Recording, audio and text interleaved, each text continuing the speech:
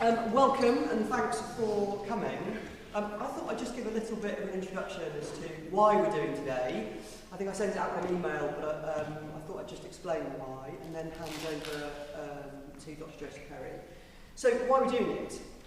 I think you have had some, there's been some training before on, I don't know what we called it actually, there's been some training before, I don't think we called it neurodivergent then, you probably call it something else.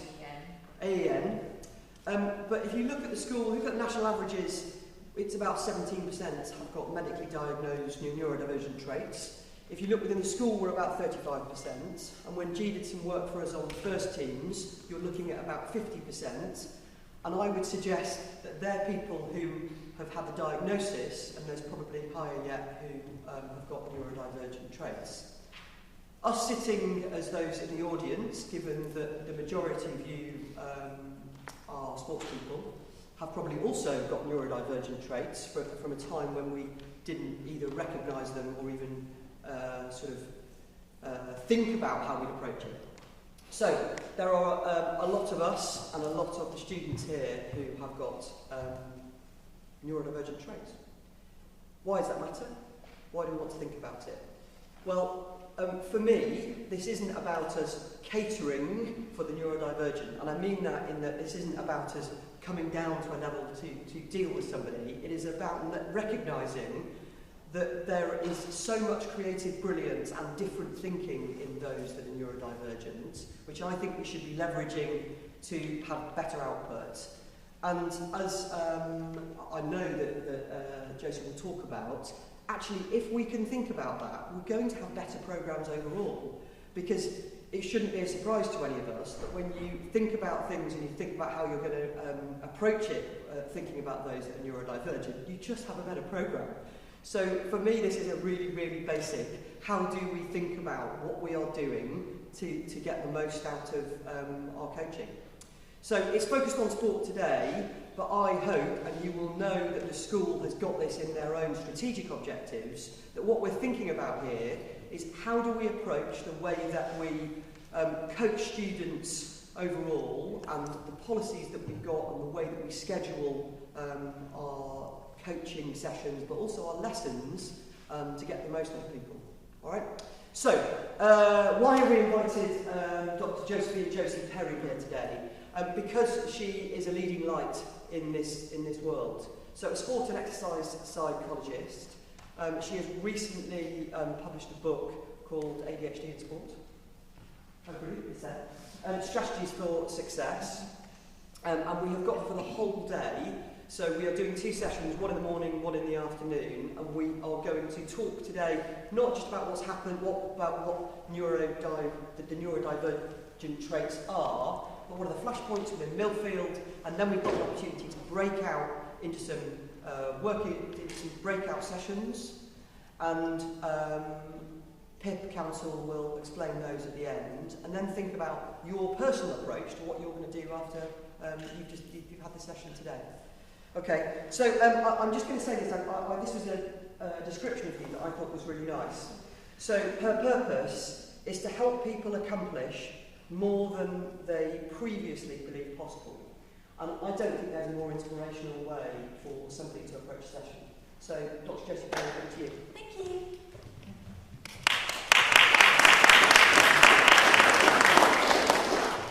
So, yes, I'm a sport and exercise psychologist. I run a private practice in London, working with anyone that wants to come and work with me. Not very often teams, occasionally I work with rowing teams. I live on the bit of the river where we have hundreds of rowing clubs, so I spend a lot of time in there. But the rest of my time I'm working with individuals, and they tend to come and see a performance psychologist because they're struggling with something. They're not coming to learn some mental skills to be better. They will get that if they're in a team, they'll get that if they're in something like UK Sport Institute. But for me, they come because there's an issue. The youngest I work with are about 9. I try to keep it to 11, but parents lie to try and get their kids in to come and see you. So, and the kids always tell you really, really quickly how old they actually are. So for about 9, and my oldest at the moment is 82. He's training for Ironman. So a really full range. But the most common reason people come to see me is because they've got performance anxiety. It tends to show up in two places. Either really, really nervous before competitions, and I'm sure you'll have some of those that you're working with who, in the worst cases, they're literally throwing up for days before competitions, feeling incredibly uncomfortable, tearful, sometimes not even showing up to that competition. If they show up, they're actually fine the second the whistle is gone. It's just all that anxiety beforehand. Or their anxiety is showing up mid-competition and they're either stepping off the track or they are losing it with the referee. And we tend to see that red mist coming down for them. So I've been getting to know that group very, very well. It's probably about 80% of the athletes that I see. And it isn't just athletes, it will be dancers, opera singers, helicopter pilots, and interesting sommeliers. So if anyone knows anything about the wine industry, there is an exam you can take in the wine industry that means every single job you could ever have is open to you. And the exam is called the Master Sommelier. Only 271 people have ever passed this exam in the world. It's so difficult. And so it has about a 90% failure rate. So you imagine you're going to an exam where you're being judged by your peers. It opens the world to you being able to do any job you would ever want to do. But you also know there's a 90% failure rate. Your threat system, your nervous system is going to go totally haywire. And two things it does is it switches off your senses. One of those senses is your taste, and one of those senses is your smell. And once that has happened, you haven't got a hope of passing that exam. So I work a lot in that industry.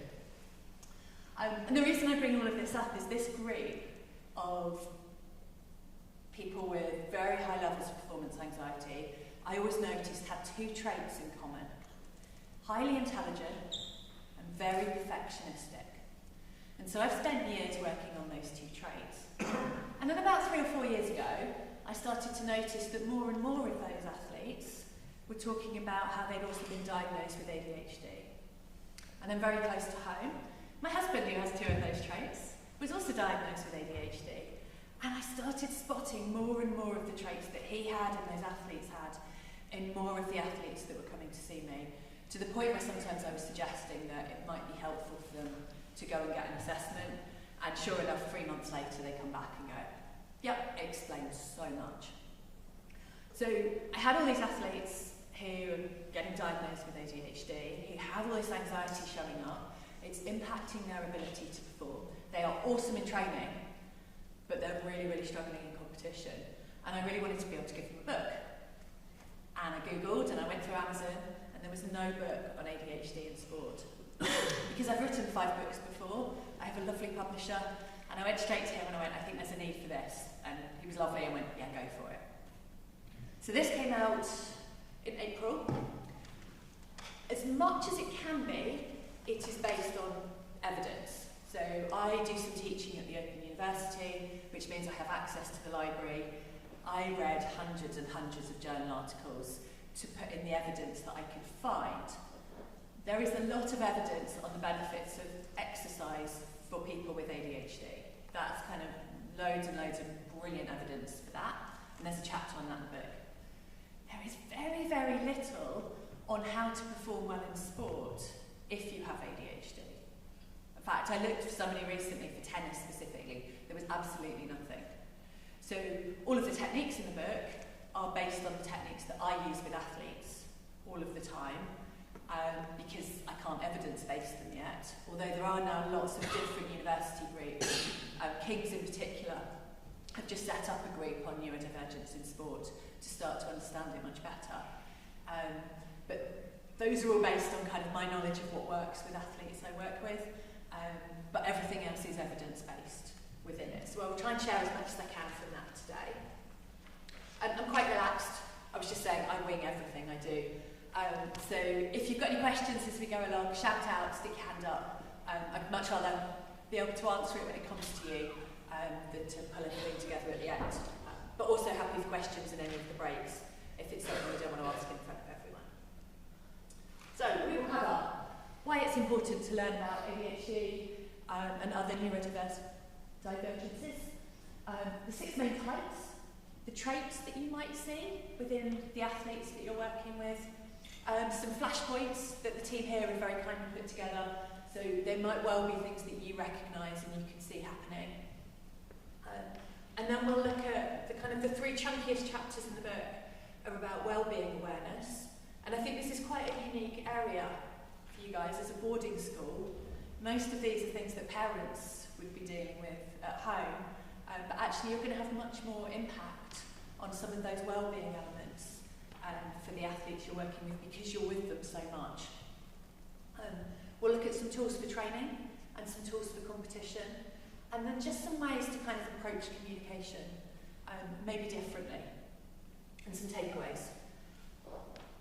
Just as was being said earlier, when I've been doing some talks around this, there's always been a couple of coaches that have come up and said, this is all well and good, but I've got 100 kids on a Saturday morning that I'm working with, and if 10 of them are neurodiverse, how am I supposed to adapt everything just to those 10?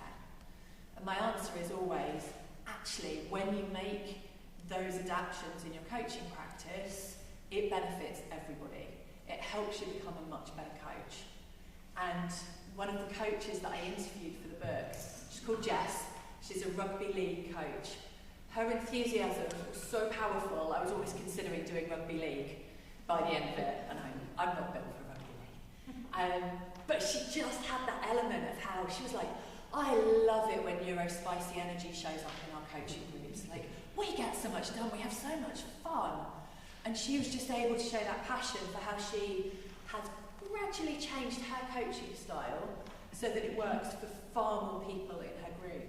And her coaching groups are absolutely thriving because of it. So why we learn?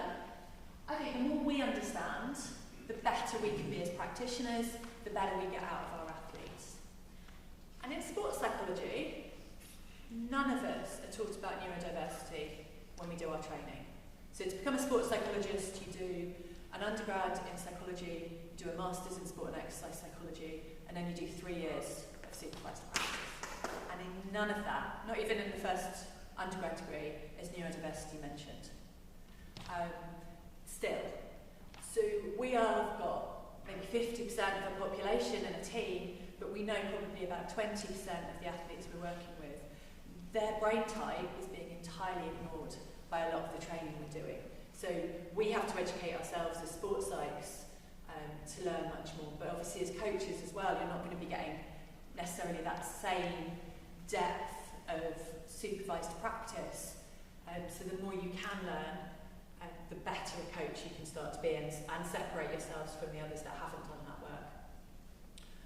We also know if somebody has one neurodiversity, they are much more likely to have another. So the latest research suggests about 70% of those with autism spectrum disorder probably also have ADHD. My thoughts of the next big area that's going to come up is actually hypermobility.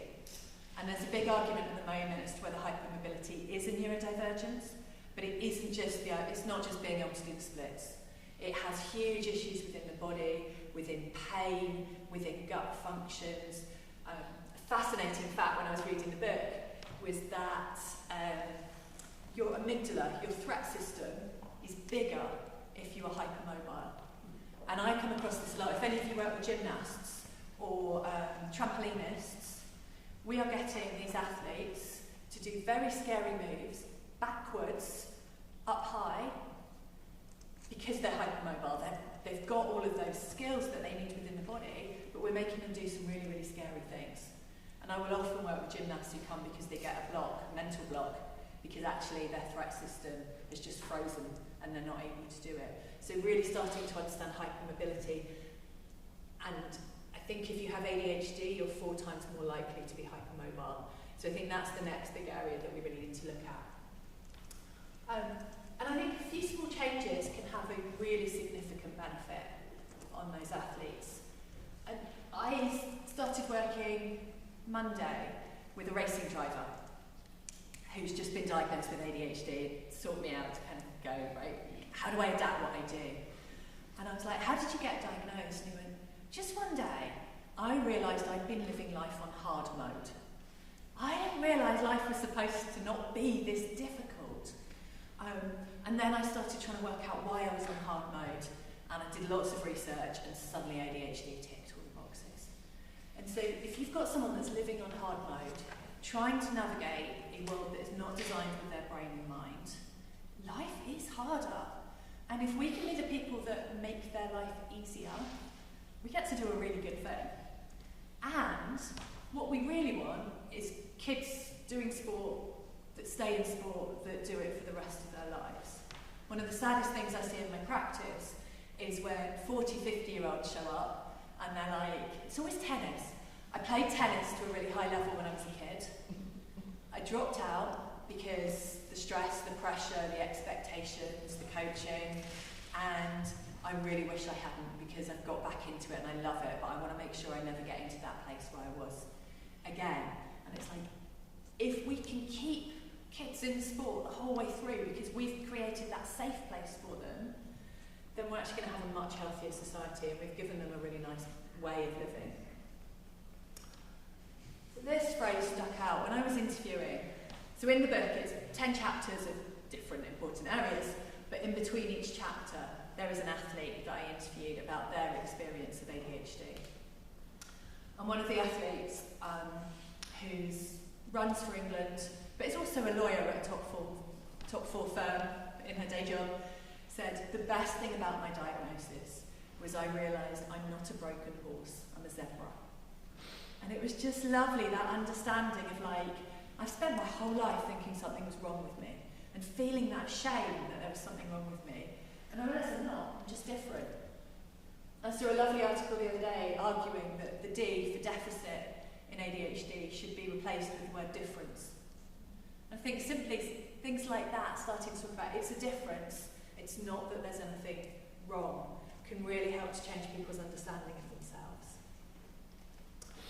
And this one always gets me. I cannot find the reference for this, but it's cited everywhere. That by the age of 10, a child with ADHD will have heard 20,000 more negative comments than a neurotypical child.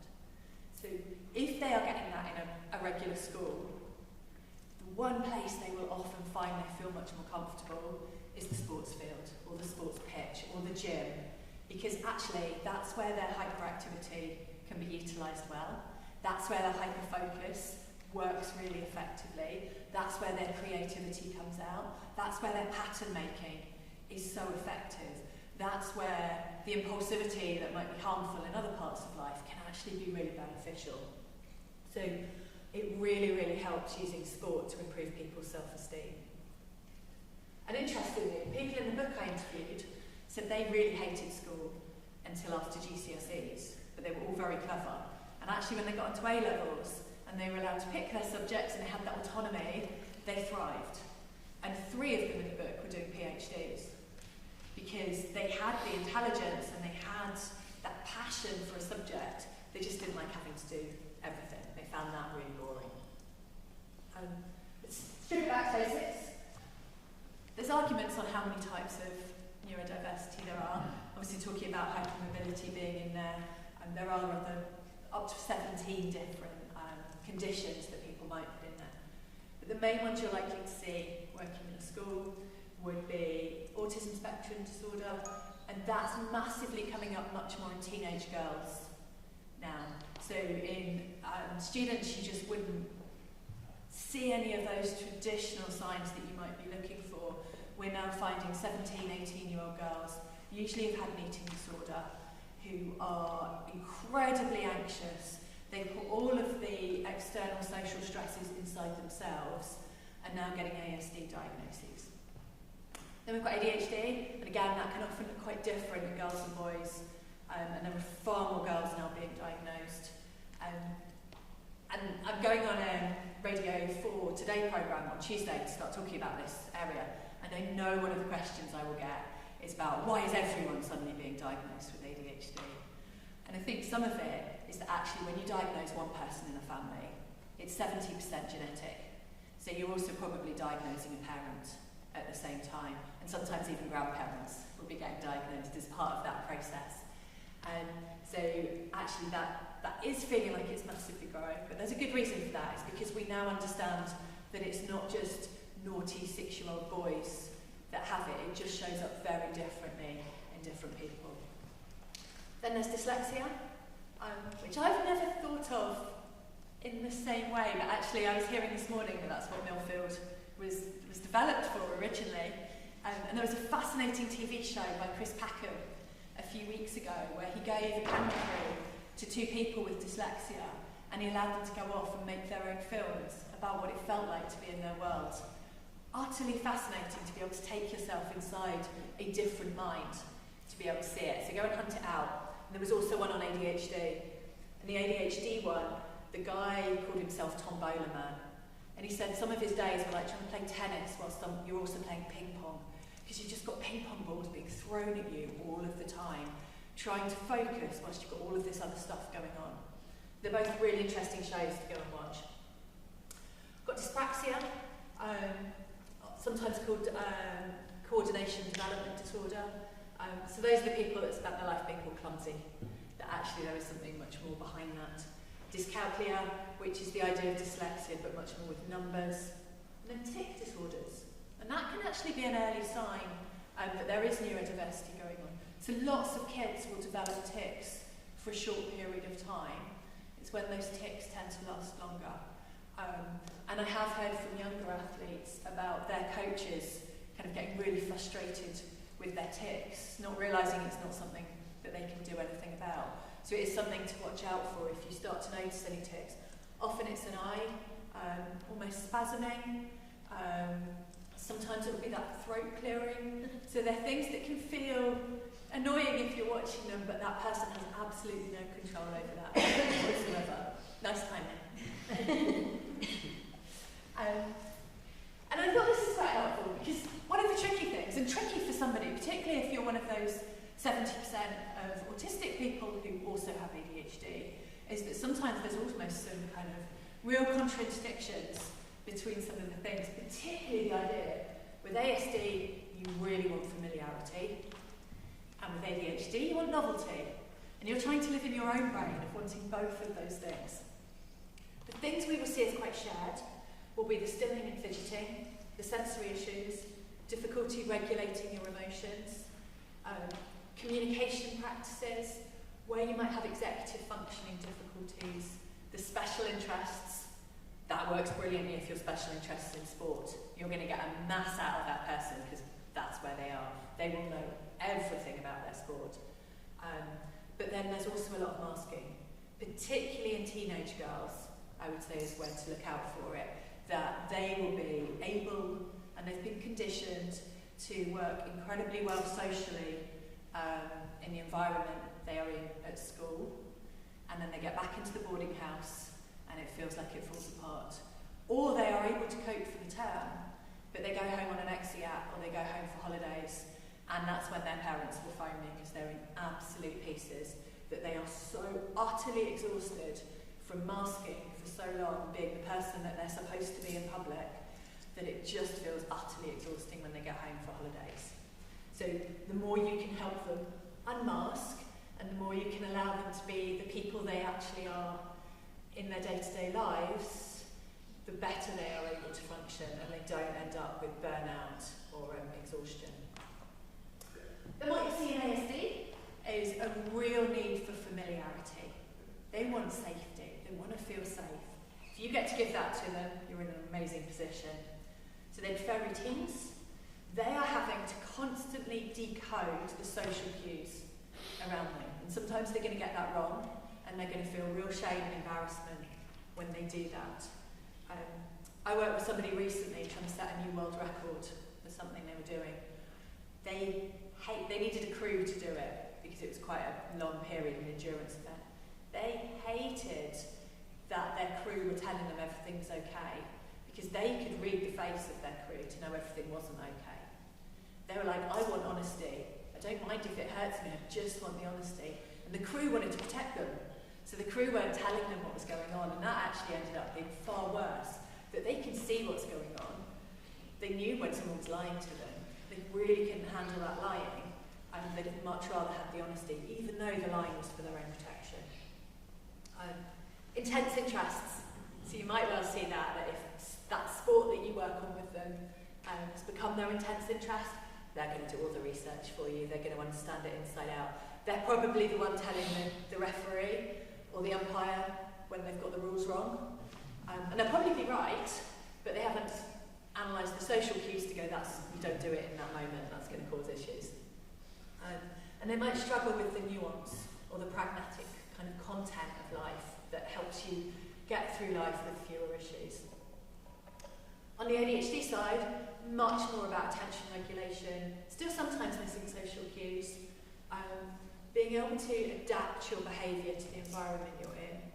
And we'll go on to motivation in a minute, because I think that's one of the most interesting areas. But it won't just be hyperactivity. Often it's the daydreaminess, it's the inattention, it's the staring out of the window and having no idea what the teacher's been saying over here. But there can also be impulsivity and risk-taking. So, I love this, because I think if you can take anything away, just being able to take safety, importance or interest away helps us understand the core motivation between these different types of athletes. So neurotypicals will have an importance-based nervous system. So is this an obligation to do something? Is it important? What are the consequences of? What's the timelines? Our heads are like, this is what we have to do. There is an importance to it. I'll put it in the diary. It will happen when it needs to happen in the right time. ADHD motivation is interest-based. So is there a challenge to this? Is it novel? Is it urgent? Am I passionate? And as a neurotypical married to somebody with ADHD, I've spent a lot of time trying to put myself in his head, going, he's not going to think the same way I will. I can't do the consequences bit, because he's already on novelty. He's found something that's fun. So you have to constantly remember that, so that you don't clash. But also, if I need something to happen, I focus on the challenge or the novelty bit, because I know that's what will get his brain excited to be able to do it. And similarly with athletes, if you're saying this is really, really important, we need to win this match for X, not going to work. But if you can find a challenge in it that works for them, or you can find something that's really novel for them, they're all up for it. So you're really tapping into the right motivation. And then thinking, if you've got an autistic athlete, it's about safety-based. How do you make their brain feel safe in the environment you're in?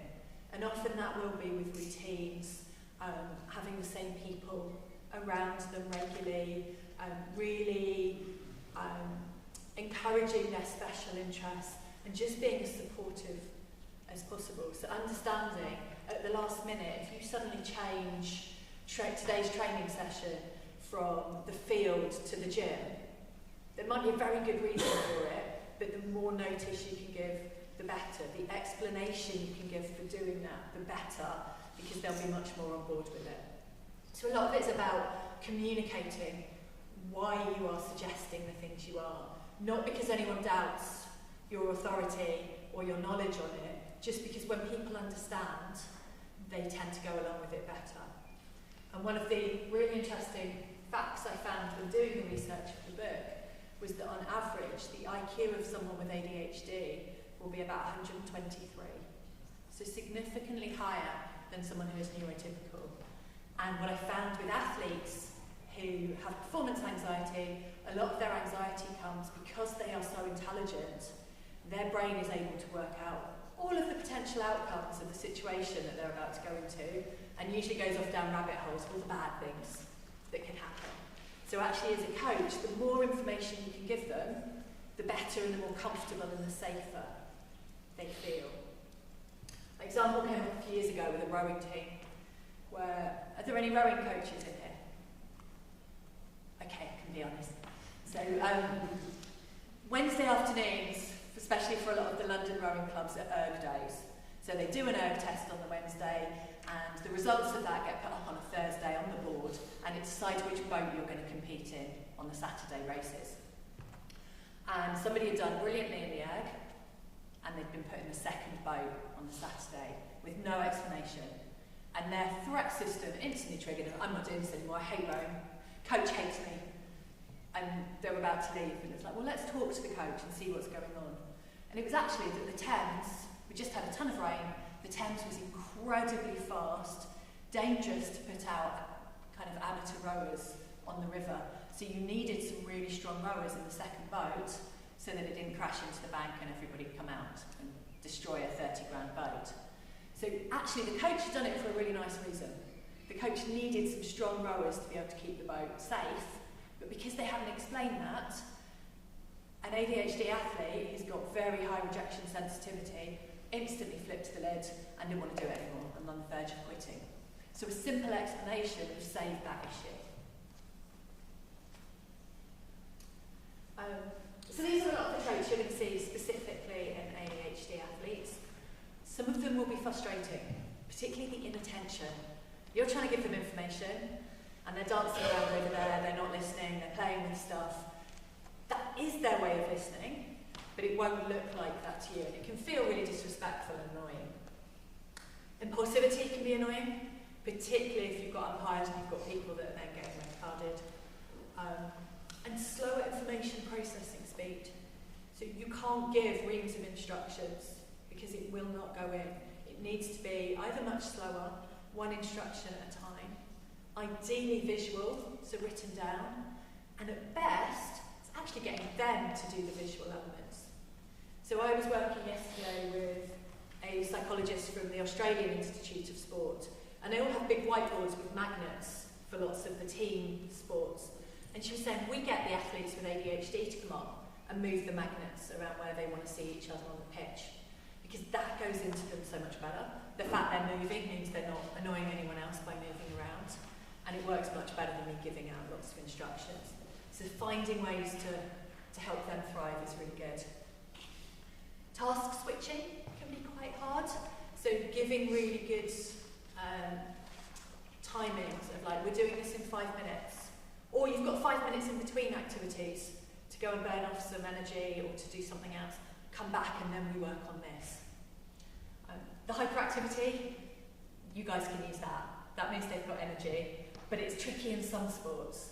So I've actually got some ADHD athletes in things like golf, where the hyperactivity gets a bit in the way, because they need to be very calm and slow and thoughtful on the golf course, but we make them go for a run before they play their round.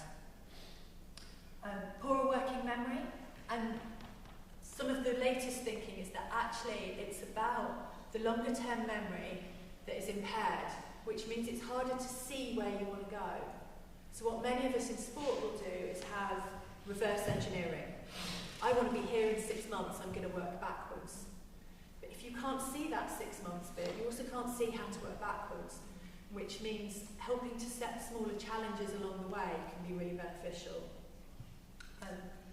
And sometimes talk about deficits in motor abilities. Actually, what's brilliant about sport is that you're helping them develop that. If you help them in the right way, brilliant. Ideally visual.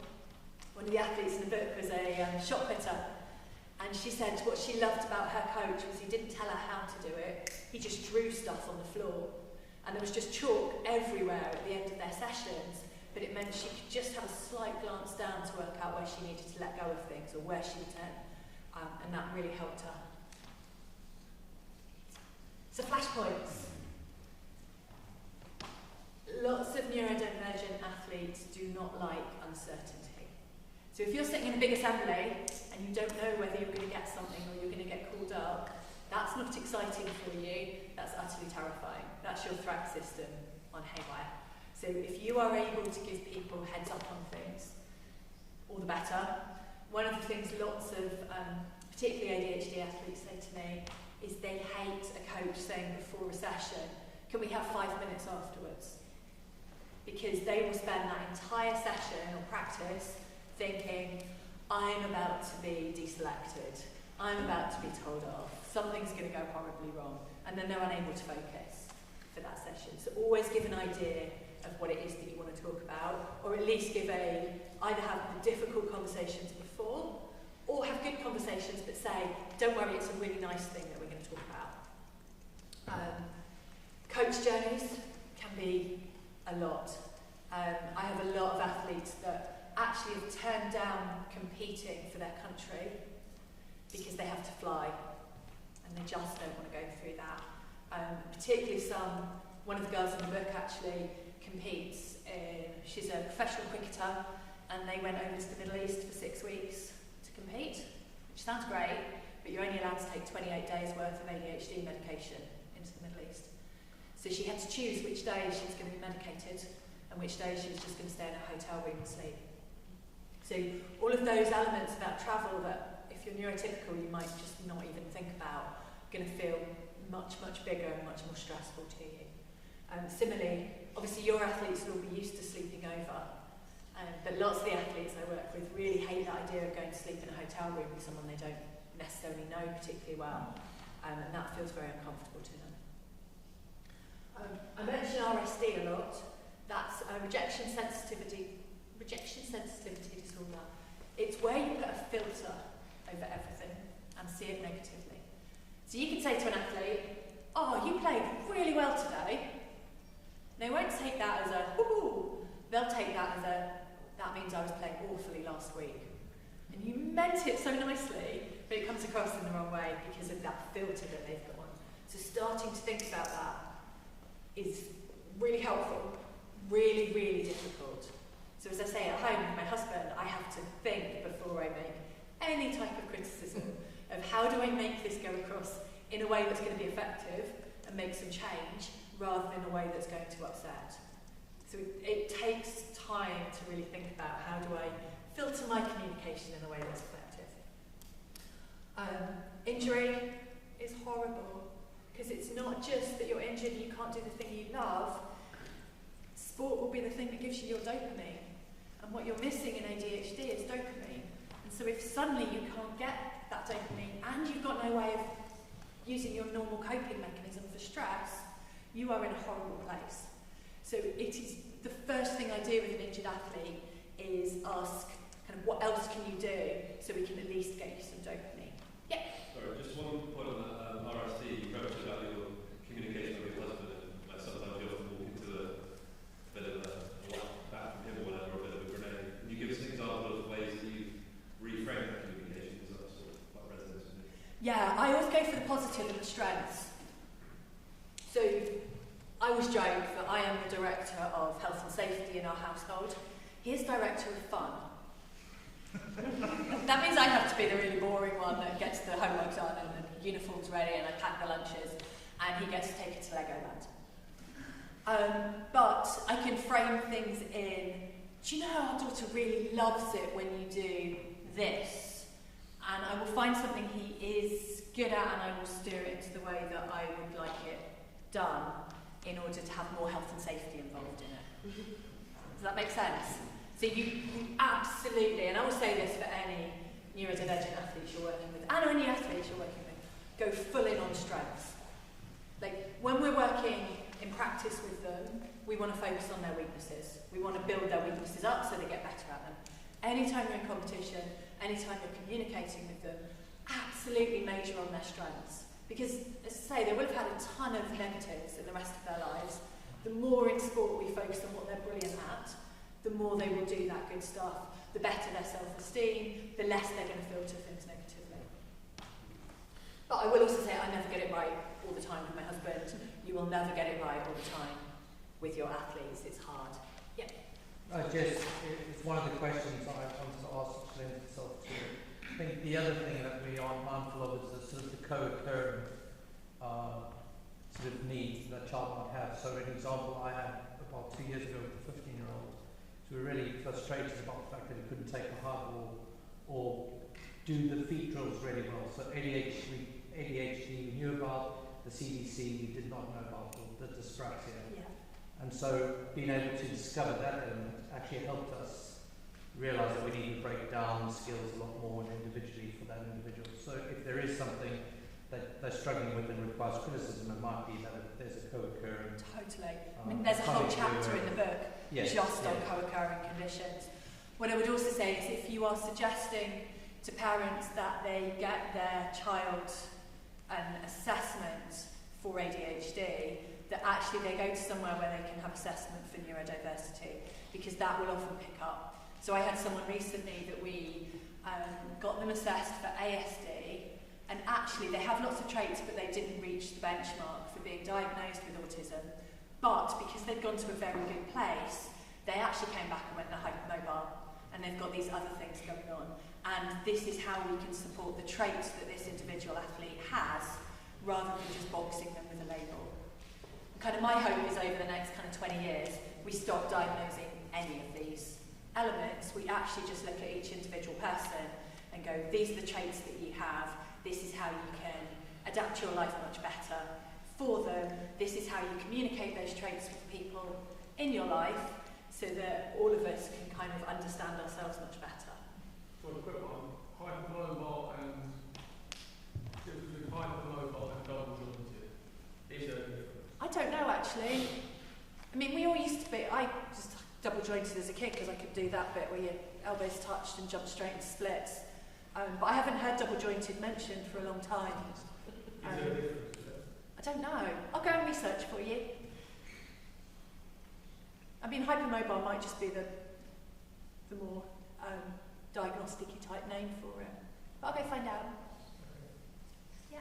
Just like one of the challenges, I guess, within the school staff and the supporting tools and some of this, but at school they would never have an idea of a lot of the behaviours or issues masked at school, and various reasons to get into school recently, not yet, but to explain her behaviours, to explain her, and that it's because she clearly will mask perfectionist kind of traits, and she'll be doing that all at school, but mask even perhaps not, giving all the work, doing all the work that she should be doing, and feeling like a failure there, and then at home you get kind of, explosions of behaviours, but I guess that would be relevant within the school here, but whether things are being seen in a house, in a sport, in a classroom, at home, And it's really hard because to get a diagnosis, you need to be showing those traits in two different separate areas of your life.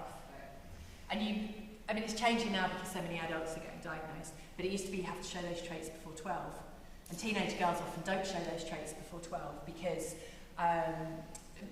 in a prep school environment, your parents are still doing a lot for you.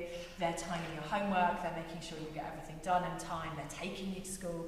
So a lot of the disorganisation elements don't show up until actually kids are learning on their own. Girls particularly get very socialised into how you are supposed to behave in school, so that perfectionism covers it, and then it can be hard to get a diagnosis because it isn't showing up in different areas. So I will fly through this, then I'll come back because I know I'm on an absolute deadline and I'll get in trouble. So think about how you give feedback.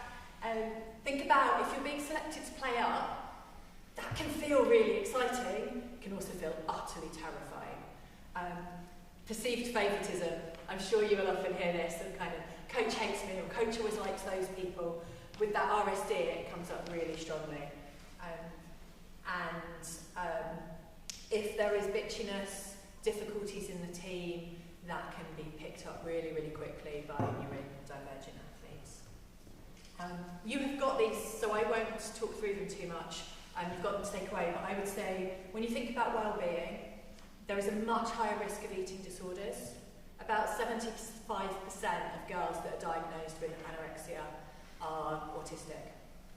So much, much higher level of eating disorders. One of the big issues with it will be that if you go onto ADHD meds, they are appetite suppressants, and so you have 8 hours a day where you don't think about eating. So you might eat your breakfast, you then take your medication. If you're training at 4 o'clock in the afternoon, you've probably had 8 hours of eating nothing, and you're not going to be able to train effectively. So the more you guys can make sure your athletes are fueling before practice, the better, because that one's a really hard one. They might have some unhelpful coping mechanisms. So in the book, there's some tools on how to help them find different coping mechanisms. And a really interesting co-occurring condition is called alexithmia, where you don't feel your emotions in the same way as someone who is neurotypical. And that means you may not feel your emotions until they are too big to ignore. So you might have an athlete that seems fine, totally explode. And you'll be like, how did that come from? And it's because they didn't even know they were feeling that way. So what's that mean? Alexithmia. Think about training strategies. The two I would absolutely think about is coin theory. That is the idea you get 100 modules of energy every day, and how do you want to spend them? So you stop chunking your day into time. That's a very neurotypical way of doing it. But you chunk your day into where you're going to use your energy. So one of the examples I use is, I'm a triathlete. If I've got swim squad training, and it's someone with a stopwatch, that's probably quite a few, maybe 10, 15 modules of energy for that hour, because it feels intense and having to work hard and comparing myself with other people. If I go swimming on my own, I do an easy 1,500 metres and I sit in the bubbly spa bit afterwards, no problem. That's earning me that coins. And you really start to think about how do you spend your coins each day, because you're much more likely to burn out if you've got a neurodivergency. And a comms passport is the other thing that I think would be awesome for you guys to have, which is kind of helping your athletes be able to tell you how to communicate best with them, and you explaining how they can communicate best with you, so that you can really see how to work together. Sorry, Josie, could you spell out bodybuilding? Bodybuilding is doing things at the same time as other people. So one of the real difficulties with ADHD is getting started on a task. You know you need to do it, you know what to do, it doesn't happen. So you don't have to do the same task at the same time, you just have to do it alongside somebody else. So often if an ADHD athlete is struggling to do their S&C work, because it's boring and they don't fancy it, and they're never going to get themselves to go, we arrange they meet a friend in the gym, they'll do their own work, but they're alongside somebody else. And just being next to somebody else can be really helpful. Yeah. Sorry, really quickly. One of the things that really intrigued me when reading that book was your passport, communication passport. And I think also as a housemaster, the importance, because we are sort of directly involved and a bit more in line with the parents, how can we implement that into an institution like this to make sure, so we've got kids that are playing 2 or 3 different sports, and then obviously us as the parents slightly removed from what's going on because we're part of the same institution, so we don't get enough feedback on that. So how can we implement a communication passport in our, and would it be beneficial to us as a program? So when my daughter started like pre-prep, we got a one-pager that was like things I like drawing, whether I'm potty trained, all of these different kind of things. And it's kind of that, but on a grown-up scale of like, when do I take feedback best? How is it best to give me feedback? Do I like doing things with other people? Do I prefer to train alone? And there's the questions in the book to run through. But just that sheet to be able to give to all your pupils so that they can hand that to coaches or housemasters of this, it makes them think about how do people get the best of me? So every athlete, before they have a competition, we create something called a confidence booster. The last question is always, I perform at my best when? And it's something they very rarely thought about, but they can really pull it apart. So it's like, I perform at my best when I feel really supported, I've been able to relax a little bit beforehand, I've got great music on my playlist, I've had some energy gels, I've got this and this going on, I'm with my friend Freddie. Like, great, well how many of those can we implement for your next competition so that you perform at your best? You can have that for day-to-day training as well. How do you get athletes to that if they feel so Sorry, say that again. How do you get athletes? To answer that if they're struggling, if they don't want to share some of that information, they feel really they don't want to share it, even if they trust their coach to the highest level. They say they trust them, but they just will answer that, but I don't know. Oh, I guess the athletes I work with have at least chosen to be in a room with me, so they're probably more open to that. I guess it's getting just 1 or 2 things out of it, and it might be you filling it in for them while you have a conversation, so that gradually what they will see is then if the coach is adapting to the things, it's worthwhile being able to say that. So I work a lot with kids on US scholarships, and they're all back now for the summer, and we're all working on their passports, and we do it in their sessions of like, as they say something, I'm like, that might be helpful for your coach to know. Shall we put it in your passport so that when you go back, you just hand that sheet over. You don't even have to have a difficult conversation. You just give it to them and say, my sports psych thought it might be helpful for you to see this. And that kind of gets rid of some of that awkwardness that they might feel. You could tap into the resource that's the Learning Support Centre as well, because we do a lot of work with those neurodivergent athletes who might find the communication side really hard.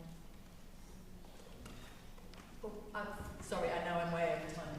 And Josephine, we can come back to some of these. I think we did a Q&A session afterwards as well. Perfect, cool. Competition strategies, I would, as I said earlier, max out on strengths. Get them to really, really understand their strengths. And it was amazing. I can work with Olympic level athletes and I'll be like, what are you good at? What are your strengths? And they just look blank. You're like, how are you supposed to go out and do your thing brilliantly if you don't know what you're drawing from? So we spend a lot of time on that. I think it's really important to do that at this stage. So if they carry on and they go further, they've got that information. Naming common sporting emotions. We get really lazy with emotions. We tend to use 7 on average. Usually like, I'm okay, tired, yeah, I'm happy. We want to get them thinking much more about different emotions, and that's in the book. So you can have a much better coping mechanism if you know the specific emotion that they're feeling, and help them understand their triggers. So the big ones tend to be low blood sugar levels, tiredness, hunger, expectations, having a nemesis around. And I love asking athletes about their nemesis because there's always somebody that they're supposed to like, but deep down they're either envious or really dislike. And their values, because if their values get violated, they will flip their lid. And one of the biggest values we see in athletes with ADHD and autistic syndrome is injustice. They are very, very hot on justice and fairness. So if they see you as a coach doing something that they think is unjust, you are going to hear about it, or they're going to shut down and they're not going to engage anymore. So, try to ask, I know this sounds really unusual, but try to ask more closed questions. Because actually my autistic athletes say, and I love the fact they're so blunt with me, I will open up my Zoom, I will start a session, I'm like, how are you doing? They're like, I hate it when you say that. Like, how am I doing in which area of my life? I want some focus, and I'm like, of course. ADHD, I might say, how are you doing? And I get 30 minutes.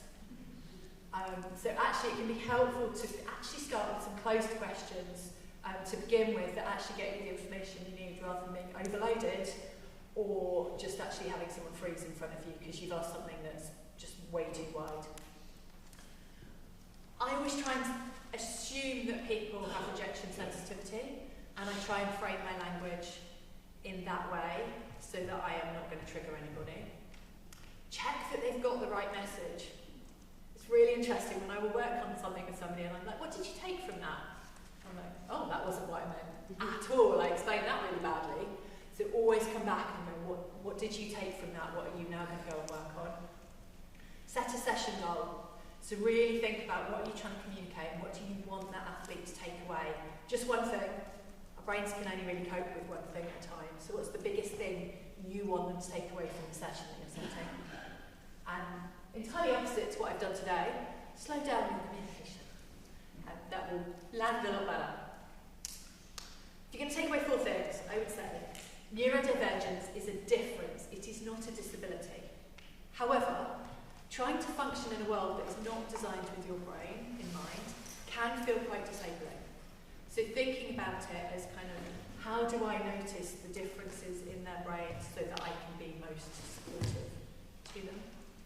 I would try and talk about lots of this. Chapter 1 in the book is the neuroscience of kind of high performance, and I talk about the different areas of the brain and how they will impact you as an athlete. And the more we can talk about this with athletes, the more they then start to go, oh, I'm just a bit different, rather than feeling that shame of there's something wrong. The tools we teach on neurodivergent athletes are effective for everybody. So actually, the more you use those, the better a coach you can be for all of your athletes.